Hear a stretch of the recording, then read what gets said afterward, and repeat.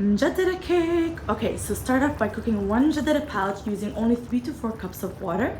Meanwhile, drizzle some olive oil and salt on eggplants and put them in the oven. And then we need to put them on the stove with a little bit of oil. Cook them while they're cooked. So just add the tomatoes now, fresh tomatoes or cherry tomatoes. Tomatoes. And just mix them together for 3 or 4 minutes until the tomatoes are cooked. Okay, now we're using frozen spinach. You can use fresh spinach, you can use kale too. Ooh, pomegranate molasses. Mama said حطوا فنجان قهوة, so I just winged it and I just put a lot of pomegranate molasses. Okay, so the mujadara is cooked now. Just put it in the cake mold. Make sure it's dry because we want it to hold. And once you put it in, just pat it down and make sure it holds together and then let it cool.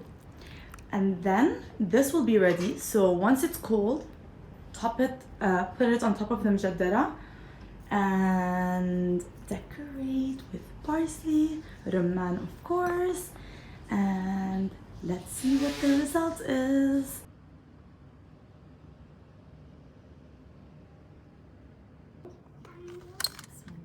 محمود